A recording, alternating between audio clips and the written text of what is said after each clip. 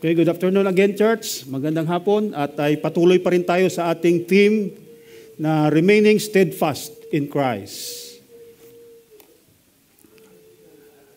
At patuloy pa rin tayo sa ating series sa Romans.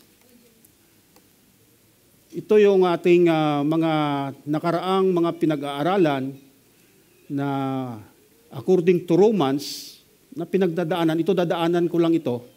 Yung mga importante na mga bagay na pwedeng makapagbigay sa atin ng patuloy na informasyon na ito ang tinuturo ng Book of Romans. Ito galing ito pa sa tinuro pa ni Brother Odek. Ito ay review na therefore you have no excuse. Every one of you who judges, for when you pass judgment on another person, you condemn yourself. Since you, the judge, practice the very same thing. Kaya madali lang pala i-judge. Gusto mo i-judge kaagad ang sarili mo, i-judge mo kaagad yung kapwa mo para automatic ma-judge mo ang sarili mo. Yan ang pinakamadali na mag-judge sa ating sarili. You judge others, automatic ma-judge mo ang sarili mo. Kaya ang Book of Romans, ito yung isang napakalaking blessing ng church na makikita mo na once na ito ay makita mo, maunawaan mo, at sigurado makakalaya ka sa iyong buhay spiritual. Romans 2:16, ito yung galing kay Pastor Bong nakaraan. On that day, when God, through Jesus the Messiah, will judge people's secrets according to my gospel. Kaya wala tayong maitago sa Diyos. Alam mo man o hindi, yung law, yung gospel, still, i-judge tayo. Ignorance of the law still excuses no one. Kahit nasabihin pa natin, wala ko, hindi ko alam yan. Mabuting ginagawa ko. Still, i-judge tayo according sa ating alam. At ang sabi ng Biblia, no one is righteous. Walang mabait, walang matuwid sa harapan ng Diyos. Romans, for I am not ashamed of the gospel because it is God's power for the salvation of everyone who believes. For the Jew first and of the Greek as well. For in the gospel, God's righteousness is being revealed from faith to faith. As it is written, the righteous will live by faith alone. Kaya yung sabi ni Paul, will judge people's secret according to my gospel. Kaya yung narinig nating gospel, mayroon tayong pananagutan. We are accountable for the gospel that we heard. Amen. 100%. Kaya kung maghulog man ng Diyos ng judgment, tandaan natin, mauna muna ang mga believers bago ang mga unbelievers.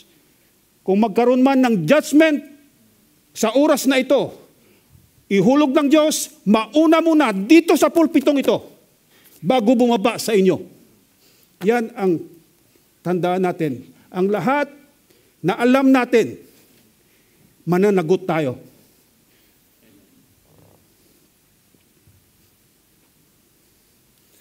Ngayon we are continue for our series from Romans chapter 2, verse 17 to 29. Let us all stand for the reading of the word.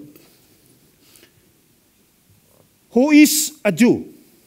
Now, if you call yourself a Jew and rely on the law and boast about God and know His will and approve what is best because you have been instructed in the law, and if you are convinced that you are a guide of the blind and a light to those in darkness, an instructor of ignorant people and teacher of infant, because you have the full content of knowledge and truth in the law. As you teach others, do you fail to teach yourself? As you preach against stealing, do you steal? As you forbid adultery, do you commit adultery? As you abhor idols, do you rob temples? As you boast about the law, do you dishonor God by breaking the law? As it is written, God's name is being blasphemed among the Gentiles because of you. Verses 25 to 29.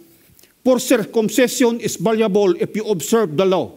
But if you break the law, your having been circumcised has no more value than if you were circumcised. So if a man who is uncircumcised keeps the requirements of the law, his uncircumcision will be regarded as circumcision, won't it? The man who is uncircumcised physically but who keeps the law will condemn you who break the law. Even though you have the written law and circumcision, for a person is not a Jew because of his appearance, nor is a circumcision something just external and physical. No, a person is a Jew inwardly, and circumcision is a matter of the heart, brought about by the Holy Spirit, not by a written law.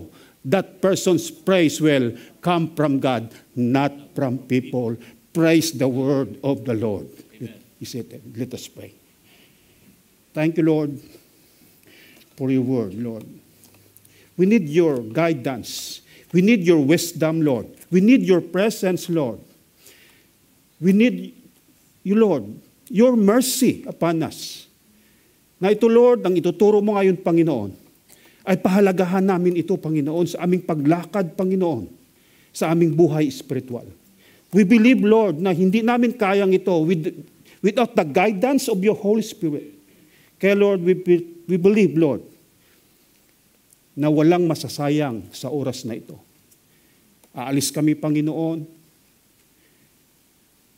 sa auditorium na ito, na may dala-dala kaming baon, Panginoon, sa aming buhay, na pwede naming lakaran, Panginoon, sa aming buhay spiritual. Kaya salamat sa lahat ng ito na gagawin mo sa aming kalagitnaan. In Jesus' mighty name, amen. Amen.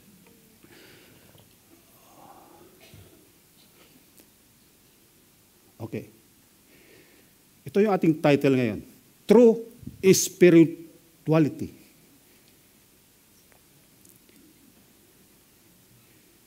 Ibig sabihin, mayroong false spirituality. Kaya napakalaki ng pananagutan ko dito eh. Once na mali ang ituturo ko sa inyo, maging false spirituality, napakalaki ng pananagutan ko dito. Kaya ayaw kong maaari ito mamadaliin. Kasi pag minadali ko ito, baka hindi natin maunawaan, masasayang lang. 5 years, 10 years, 14 years, 20 years, 25 years, hanggang mamatay tayo. Hindi natin nalaman ang what is true spirituality. Napakalungkot. Big idea. Exposing false religious security. There is true spirituality from the book of Romans. Sa book of Romans, according sa book of Romans. Ito yung part 1. True spirituality is much more than possessing religious privileges. Part 2. True spirituality is much more than practicing religious rituals. Kaya napakahalaga din yon. Kaya ito. True spirituality that pleases God is an inward reality accomplished by the Holy Spirit. Hindi natin yon ginawa. Hindi ginawa ng Diyos. Kaya pag maglingkod tayo na atin, mapapagod tayo. Sisikat nga tayo, pero pagod naman. Sayang ang panahon. True spirituality, part 1. Part 1 lang muna tayo. Ayoko mamadaliin. Ito yung part 1. Romans 2:17 to 24. Now, if you call yourself a Jew and rely on the law and boast about God and know His will and approve of what is best because you have been instructed in the law. And if you are convinced that you are a guide of the blind, a light to those in darkness, an instructor of ignorant people, and a teacher of infants, because you have the full content of knowledge and truth in the law, As you teach others, do you fail to teach yourself? As you preach against stealing, do you steal? As you forbid adultery, do you commit adultery? As you abhor idols, do you rob temples? As you boast about the law, do you dishonor God by breaking the law? As it is written, God's name is being blasphemed among the Gentiles because of you. Ito ay sinusulat ito sa Jew and Gentiles, sa believer, at sa mga unbelievers. Kaya at it is written, God's name being blasphemed among the Gentiles because of you, napakalaki ng pananagutan natin. Because we confess, we profess that we are a Christian inside the church, outside the church, inside our house. Yung kapatid natin na unbeliever, yuyurakan niya ang pangalan ng Diyos because of us. Napakalaki ng accountability natin.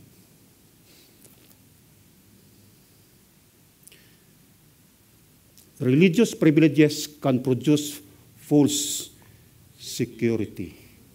Kaya ito, hindi ko pwedeng hawakan ito. Nagpipreach ako dito, hawakan ko ito, na-secured na ako. Baka mauna pa ako dito sa inyo, kikidlatan ako. Kaya hindi natin pwedeng hawakan ang lahat ng ginagawa natin sa church, na ito ang magbigay sa atin ng security. That is only a fruit of the Holy Spirit na nagdadrive sa atin. Why we serve God. Why we worship God. Why we preach the gospel.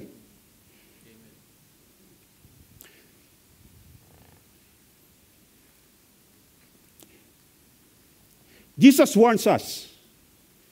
Nag-warning na kaagad. Parang ano na ito? Parang application na kaagad.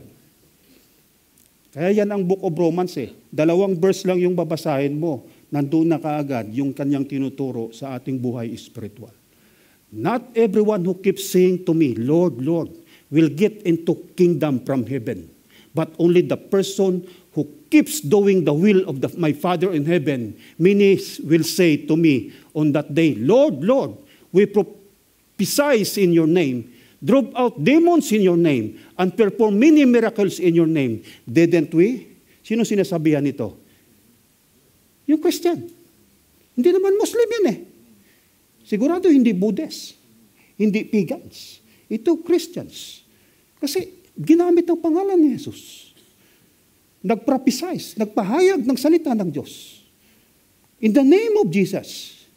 Cast out demons. In the name of Jesus. This is Christians.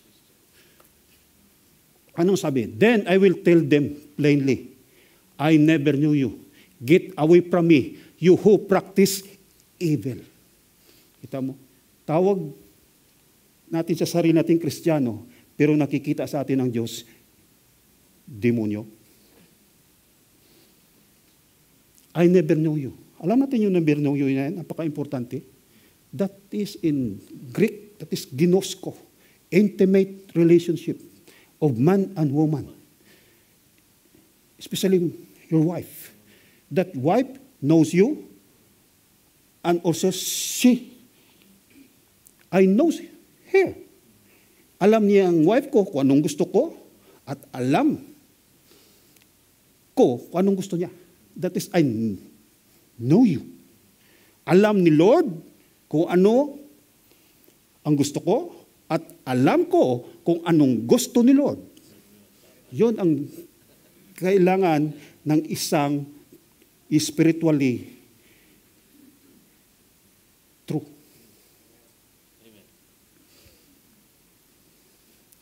Note order. Ito yung order. Internal cleanses lead external purity. Kaya hindi yung pwedeng padrama-drama lang. Kay Brad Cesar, palabas lang yan. Pakitang tao lang yan. Hinusgahan mo na sarili mo. Kaagad. Kaya pag sinabi natin, kapwa natin dito, ay pakitang tao lang yan sa kanya.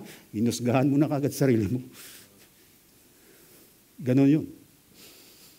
Kasi bakit? Kung anong iniisip mo, yun ka.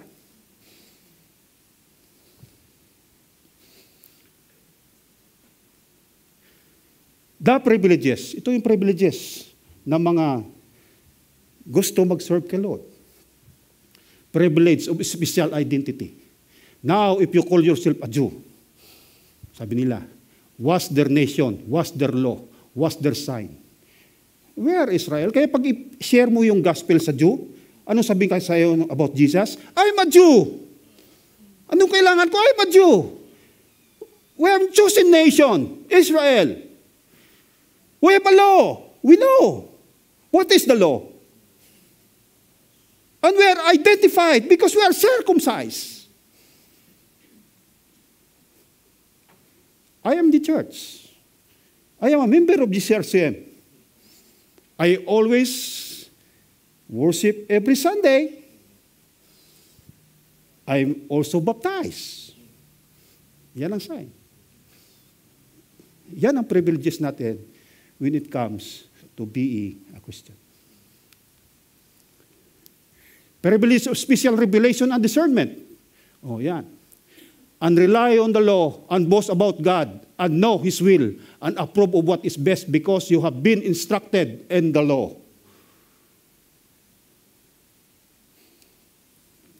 Ito yun, no? Si pastor, nakipananagutan yan. Kasi siyang una kaagad yan. Siya mag-check ng lahat dito eh. Siyang nakaalam ng lahat sa amin. Kaya napakalaki ng papananagutan ng pulpitong ito. Kaya ang pulpitong ito, hindi ito pinapangarap. Gusto ko dyan. Kailangan hintayin mo na dalhin ka ng Diyos dyan. Kaya hindi yan pinapangarap. Dati nangarap ako dyan eh. Sabi ko gusto ko mag-preach pero hindi pa ako Christian. Kasi akala ko maganda pag ikaw ay nagtuturo.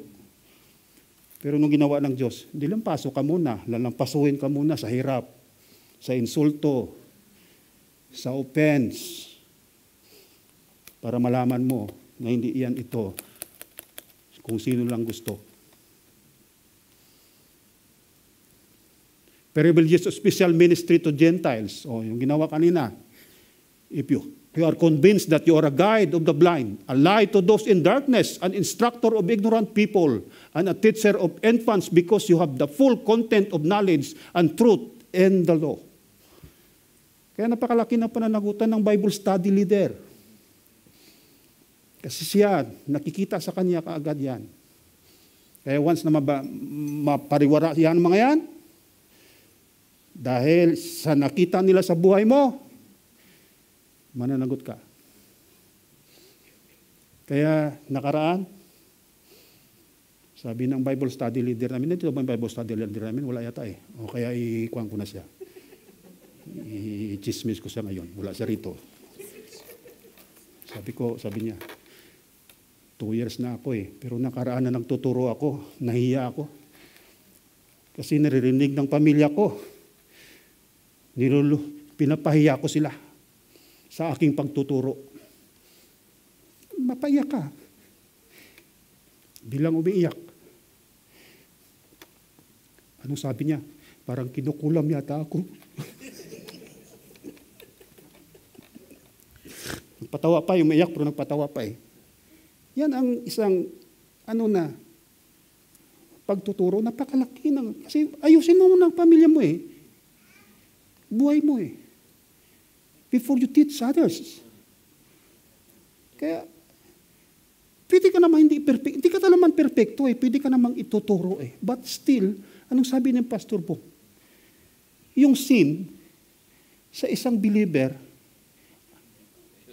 hindi bagay. Very unnatural sa kanya. Pero kung natural na sa iyo to sin, something wrong. Pwede tayo magkasala eh. Pero para sa iyo okay lang, something wrong.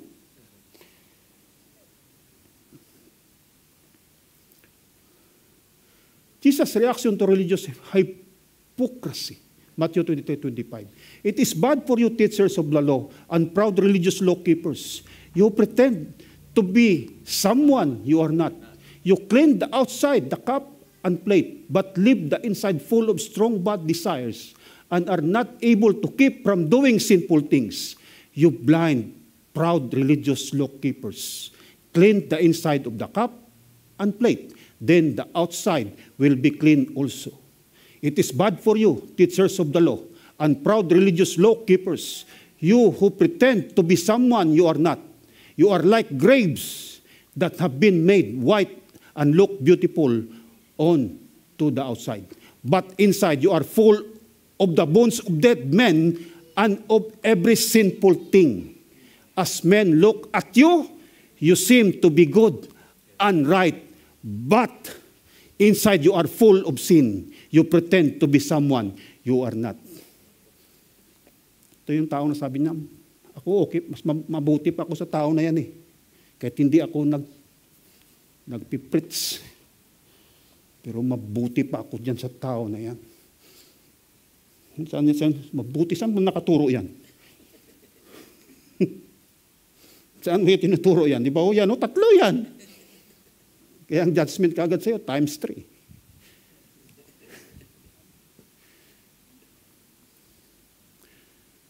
Religious privileges mean nothing if your life doesn't measure up. Kung hindi ukol, bubukol talaga yan. Kahit ano pang pagsisikap natin na maging mabuti, pag wala sa loob, wala tayo, bubukol talaga yan. Pag hindi ukol, bubukol. Your life will show whether or not you truly belong to God or whether you are a hypocrite. Hindi ako kayo pinapagalitan dito ha. Ako rin dito kasama.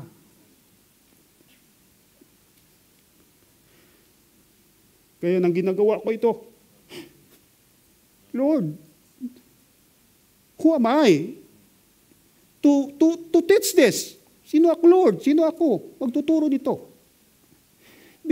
Kung Lord, hindi ako pwede magturo ng ganito, Lord, kung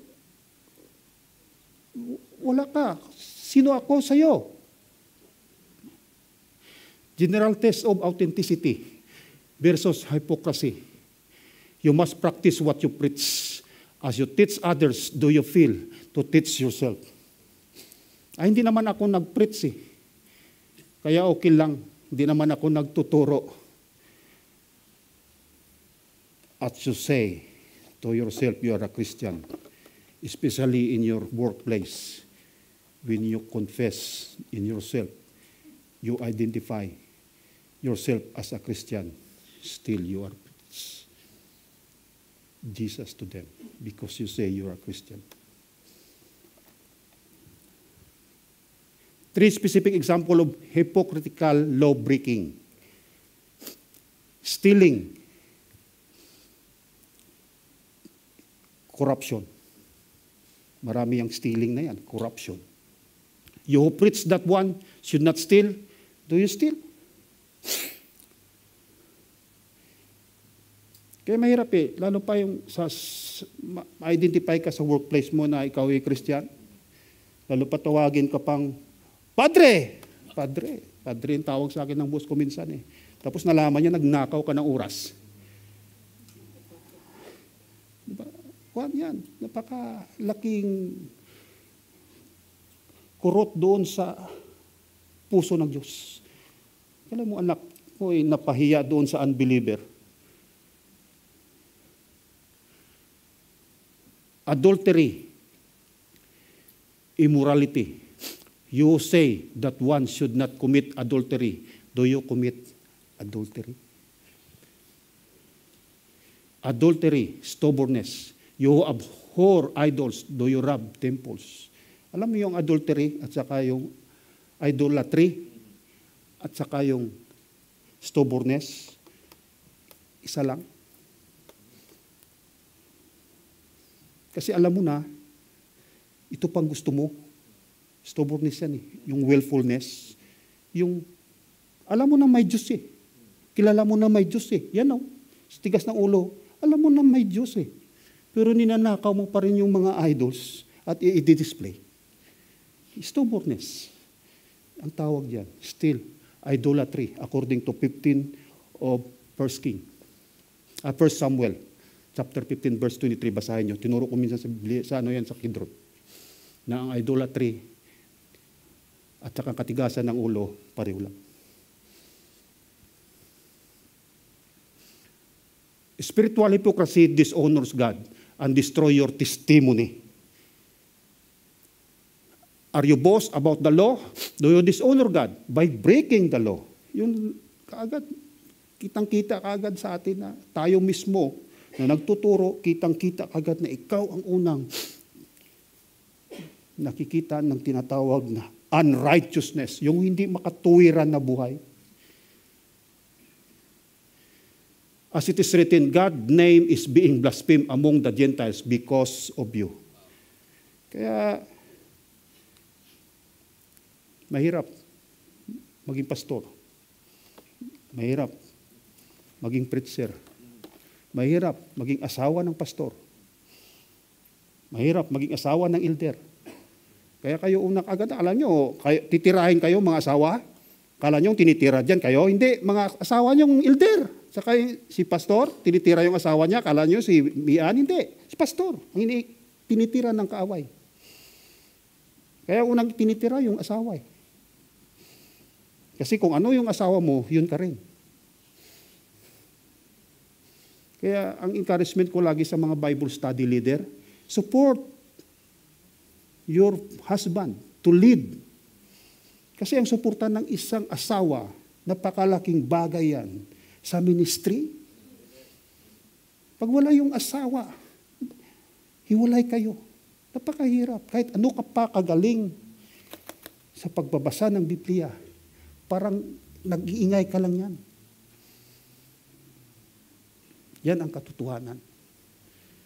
Kasi may nangyari yan sa Palawan. Napakalaki ng congregation, pero babae siya ang pastor. Napakalaki, ang dami. Ang asawa sa sabungan. Hindi naman tumagal. Talagang nasira. Nasira talaga ang gawain ng Panginoon. Reflection. Tapos na tayo. Kasi gusto ko lang iksian lang ito eh. Kasi para pero ito siya, itong gusto kong dinan, ang reflection. Kasi maganda ito reflection kasi Jesus tested lust of the flesh, lust of the eye, and pride of life. Yan ang mga sinful appetite ng tao. Even Jesus, naranasan niya to be tested. Why? Diyos naman siya, bakit kailangan pa i-test? He is 100% God, but also He is 100% man. He is a body. Kailangan niyang kumain. Yan ang katotohanan.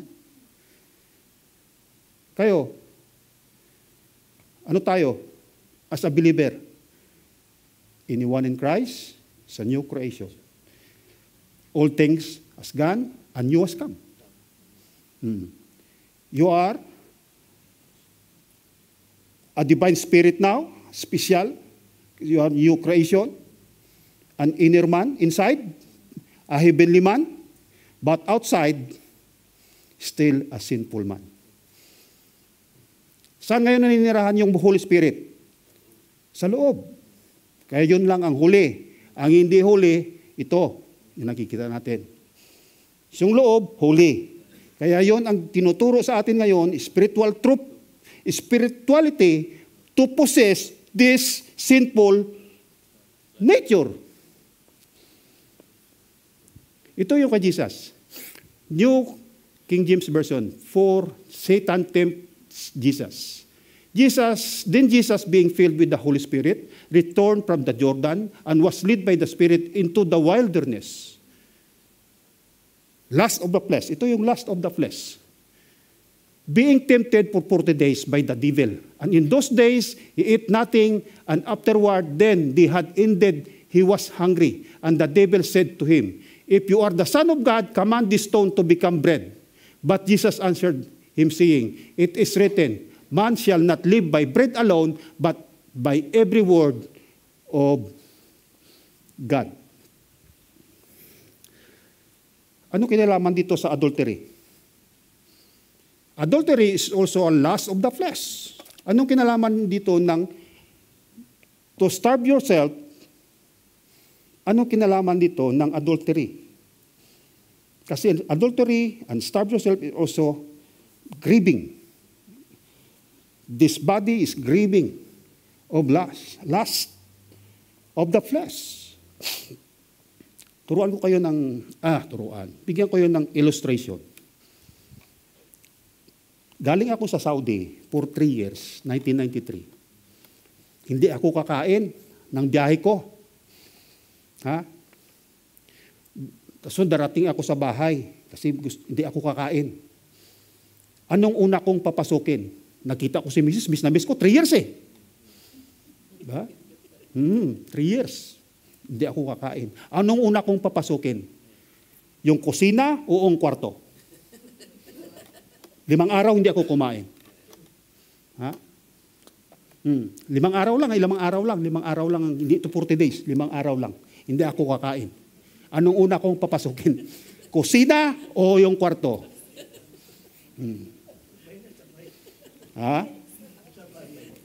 Yan Ibig sabihin, mapagtagumpayan mo yung gutom, even to the lust of the flesh, mapagtagumpayan mo.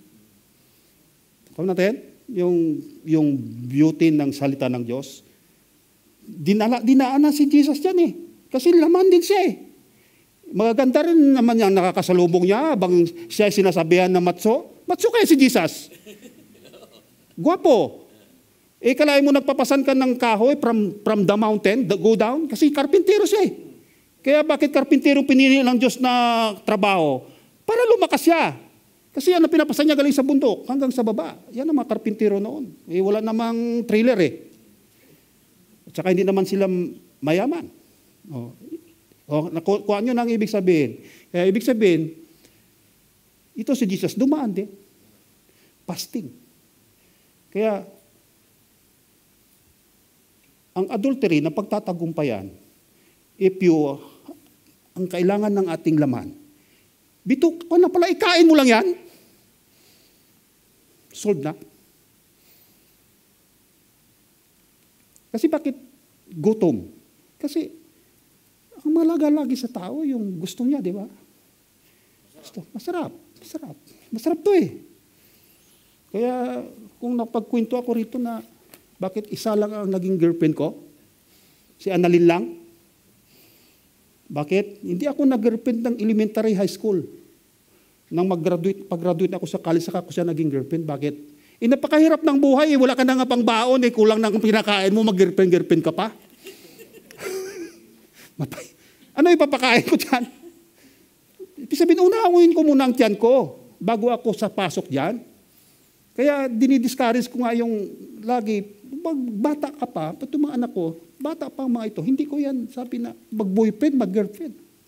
Kasi lalo pa naging Kristiyano ako, stricto na ako sa kanila. Kaya si Jewel nang dumating dito, binabantayan ko yan kung papasok sa kwarto ni AJ, kung pupo sa bahay. Sabi kung papasok lang ito, makikita niya ito, malalaman niya. Ng dalawa. Kaya doon kahit iba niyan, malalaman nila ito. Pero mabuti talagang sa ano lang eh. Hanggang sa kinasal sila, doon lang siya sa kuwan eh. Pero alam niya, binabantayan ko yan eh. Minsan sinubukan ko, kunin mo doon sa ano. Hindi talaga, hindi ano, sa kuwan. Tawagan doon sa, kuwan talaga eh. Doon lang siya sa sala. Kaya yun, nakikita mo, kasi gusto kong makita nila na hindi para sa akin, para sa kanila yon. Kasi na makita nila sarili nila na walang daanan si Satan sa buhay nyo. Kasi kung hindi nila aminin nyo na kung sakaling nagkaroon sila ng kasalanan, kahit na sa ministry ito si Jewel, dala-dala niya pa rin dito yan. At hindi siya makakalaya. Hindi siya lalago. Hanggang pakanta-kanta na lang siya, pero hindi siya lalago spiritual eh. Kasi mayroong daanan ang Diyos, ang Satan sa buhay niya.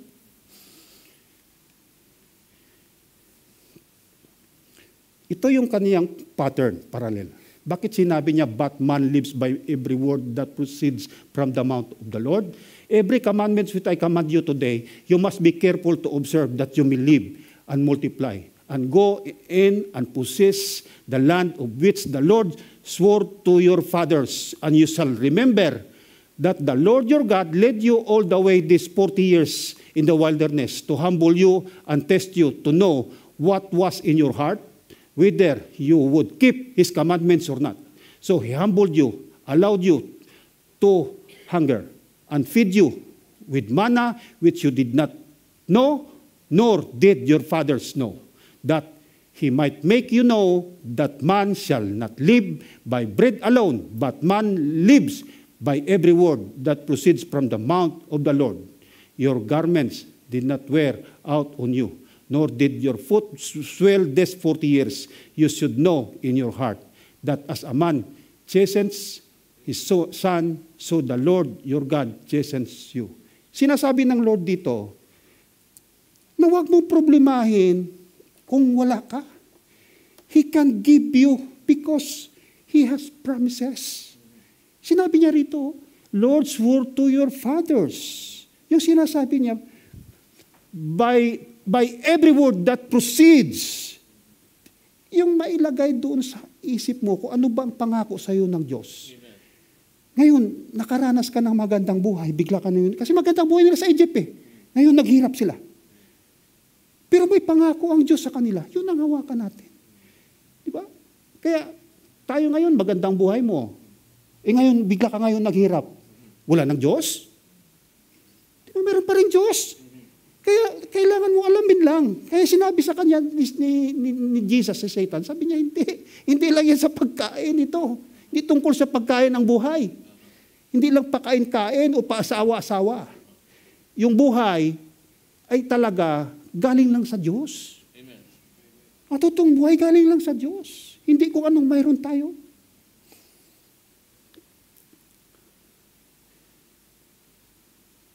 Last of the eye. Tapos na tayo sa ano natin. Last of the eye. Ito naman. Then the devil taking up in the high mountain, show him all the kingdoms of the world in the moment of time. And the devil said to him, all this authority I will give you and their glory, for this has been delivered to me, and I give you to whomever I wish. Therefore, if you will worship before me, all will be yours. And Jesus answered and said to him, get behind me, Satan, for it is written, you shall worship the Lord your God, and Him only you shall serve. Ito naman yung last of the eye. Kung ano yung nakikita natin, yun na yung ating kaagad dinodiyos. Yung idol ba? Idol ko yan. Gusto ko ito lang eh. Gusto ko si ganito lang eh. Gusto ko yung akin ganito eh. Yan ang tinatawag na idolatry din. Kaya ito sa Deuteronomy, caution against disobedient. Kaya kita mo, caution against disobedient, yung patigas. Ibig sabihin, yung idolatry, yung matigas ang ulo dahil hindi sumusunod. So it shall be, when the Lord your God brings you into the land of which He swore to your fathers, to Abraham, Isaac, and Jacob, to give you the large and beautiful cities which you did not build, houses full of all goods which you did not fill, hewn out wheels which you did not dig, vineyards and olive trees which you did not plant. When you eaten and are full, then beware lest you forget the Lord you brought you out the land of Egypt for the house of bondage. You shall fear the Lord your God and serve Him, and shall take oath in His name. You shall not go after other gods, the gods of the peoples who are all around you. Wala naman tayo eh. Yung sinasabi, wala naman tayo eh. Hindi naman tayo, ang lahat ng mayroon tayo, binigay lang ng Diyos. Kaya sabi ni Job, nang nawala sa kanya lahat, kung hubad ako, lumabas sa aking nanay, hubad din akong magpupuri sa Diyos. Ibig sabihin, hindi hadlang ang kahirapan, ang circumstances, kung ano man sa buhay, kung tayo ay may totoong pagkakilala sa ating Diyos. Kung totoo natin siyang kilala, no matter what, mawalan man tayo ng trabaho, mawalan man tayo ng pera, mawalang-wala man tayo, nalugi man ang negosyo, ang importante, mayroon tayong Diyos. Kaya diyan tayo blessed sa mga mayayaman. Kaya nakaraan, may nanalangin kami. Sabi ko, we are blessed. Even mayroon tayong sakit. Why? Still, we know there is God. Mayroong Diyos na pwede nating lapitan. May Diyos tayong pwedeng magpagaling sa atin. By His will. Ano man ang gusto niya. Kaya bakit ginutom sila doon sa wilderness? Bakit? Kasi gusto ng Diyos na maging humble sila. Kaya minsan ang circumstances yung nangyayari sa buhay natin because God allows it because they need us to be humble. Na wala tayong ibang kapitan kundi siya lang. Amen. Siya lang ang ating buhay. Yan ang totoong buhay sa Diyos lang at kay Christ. Kaya sabi nga, nothing else satisfies like my Jesus. Nothing else satisfies like my Lord. He is food, oh my hunger, water for my thirst. Nothing else satisfies like my Lord.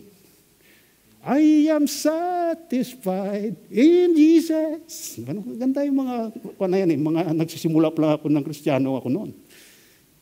Mga kanta na yan. Pride of life. Then he brought him to the Jerusalem pinnacle of the temple and said to him, if you are the Son of God, throw yourself down from here. For it is written, He shall give His angels charge over you to keep you, and in their hands they shall bear you up, lest you dash your foot against a stone. And Jesus answered and said to him, it has been said, you shall not tempt the Lord your God. Alam mo yung pinnacle na yan? That is a second temple, almost 15 stories. Kalain mong Diyos uutusan mo, tumalon ka dyan para sumikat ka. Diba? Yan ba ang gusto ng Diyos? Maglingkod tayo sa Diyos para sumikat? Kaya sabi niya, it has been said, you shall not tempt the Lord your God. At saka distorted. Alam niyo ba yung verse dito ay dinistort ni Satan, ng evil? Gumamit siya ng verse eh. Kasi sabi niya rito, for it is written, He shall give His angels charge over you to keep you. Tingnan mo, to keep you. Tingnan natin yung kulang. Ito may kulang sa 91. Doon yung ginawa sa 91 eh. Psalms 91 sa Tanak. Tanak ang tawag nila niyan. No evil will be befall you, nor will any plague come near your tent. For He will command His angels in regards to you, protect you and defend you and guard you. Pinutol niya na. Keep you, in all your ways. Yan ang tinanggal niya. In all your ways. Hindi para tumalon. In all your ways. Obedience and service. Ang pagtalon, paging pasikat na hindi paglilingkod. At hindi kalooban ng Diyos. Kaya sabi niya, do not tempt. Inano niya, dinistort niya. And guard you, pinutol niya. To keep you, putol na. And in their hands, pero tinanggal niya, in all your ways, they will lift you up in their hands so that you will do not strike you foot against a stone. Kaya tayo mga Kristiyano, marami tayong kulto na mga Kristiyano eh. Nagsabing Christian eh. Why? Distorted, hindi natin tayo nag-aaral. Nakikindig lang tayo sa isang tao. Ito nakikindig lang kayo sa akin. Marami rin siguro dito, hindi naniwala, pero marami rin bibilib. Pero pag hindi kayo magbasa, pwede kayong madaya. Ganyan ang si Satan eh. Gagamit rin yan ng word. Kabisado niyang word sa atin. Tandaan natin, mas alam ni Satan, kasi siya, bago pa ang man's dispensation, nandun na siya. Nang sinusulat yan, nandun din siya. Kaya alam niya ang salita ng Diyos. Kaya tayo pa, relax lang sa Christian life natin. Ako, lagi na lang si Satan sa atin. Lagi na lang yan. Ito sa Deuteronomy. Do what is right. Dapat itong sinasabi, do what is right.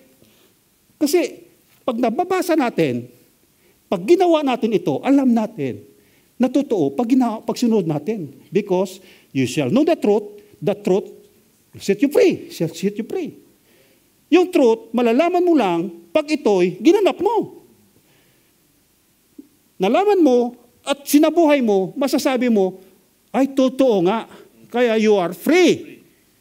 Pero pag hindi mo ito na sa buhay, still, we are in bondage. Like the Israelites, still they are wandering 40 years because they are delivered from Egypt. They are delivered from oppression. But still they are not free because still there is Egypt in their mind. Kaya nagkaroon lang sila ng freedom when they cross in the Jordan River because sabi ni General Joshua na consecrate yourself. Sumunod na kayo. Kaya doon nangako sila, susunod na kami sa Diyos. Kaya nagkaroon na sila ng freedom. Kaya nakarating sila sa Promised Land.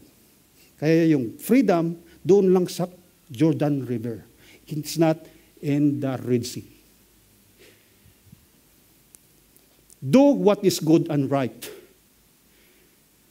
Observe the commands of the Lord your God, His testimonies and His decrees, and He gave you. Do what is good and right in the Lord. Sight so it may go well with you. They you enter and possess the good land that the Lord your God promised to your ancestor, expelling all enemies before you, as the Lord said. Kung hindi natin alam yan, lagi na lang tayo lulukohin ni Satan. Kaya dapat alam natin ang testimony natin, Lord, binago mo na, may ginawa ka na sa buhay ko. Kaya kung may ginawa ka sa akin kahapon, may gagawin ka pa rin sa akin ngayon at uso bukas. Amen. Yan ang tiyabing testimony na nakikita natin. Sinabi mo, Lord, kaya ang Diyos, paano ang Diyos na tatanggihan ka sa salita na iyong pinaniwalaan? Narinig na natin, parin ako, nagbabasa ako dito sa Biblia, ng Biblia. Tapos sinasabi ko sa inyo, hindi ko pinaniwalaan. Mananagot ako.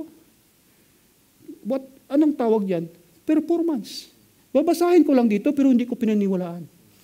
Alam ko sa sarili ko, hindi ko ito pinaniwalaan, pero basahin ko kasi preacher ako eh. Trabaho ko ito, preacher ako eh. Trabaho ko ito, nakaschedule ako dito ngayon eh. Wala akong magawa, kundi kailangan ko mag-preach. Oh, anong tawag yan? PS, tapos na tayo. PS na yan ha.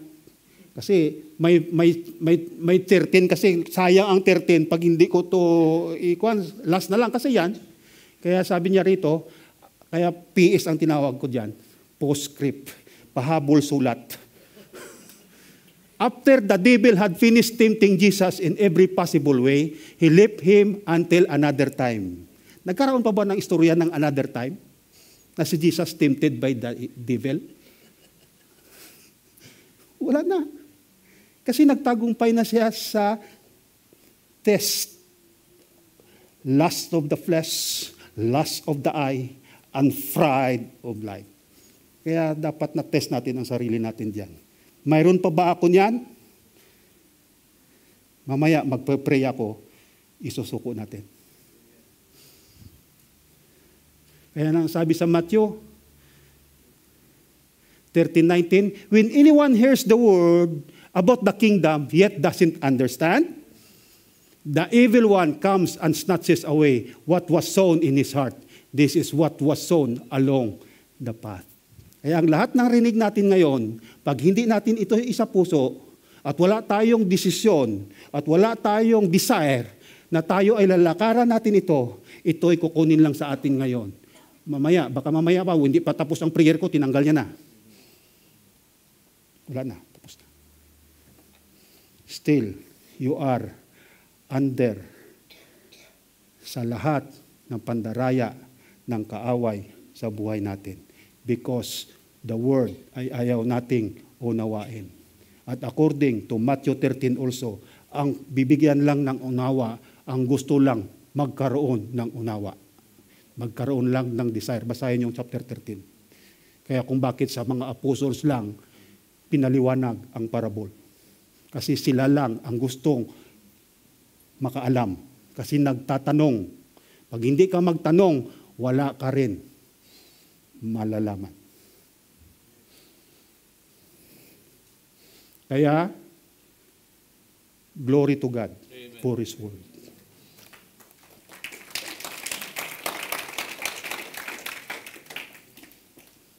Let us pray.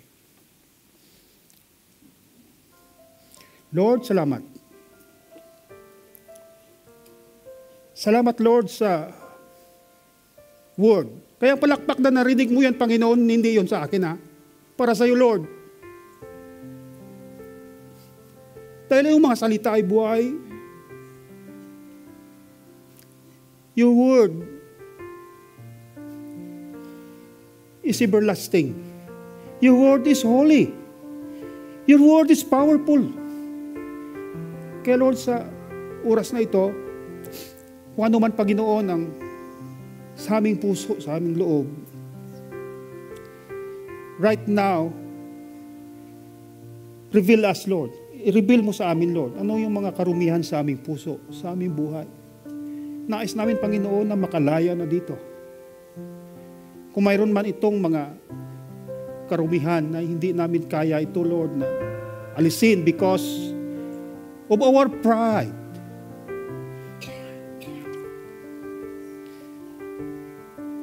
Oh, Holy Spirit, touch our heart. Palambutin mo ito, Panginoon, na to admit na we are nothing. Hindi namin kaya to. Hindi ko kaya, Lord.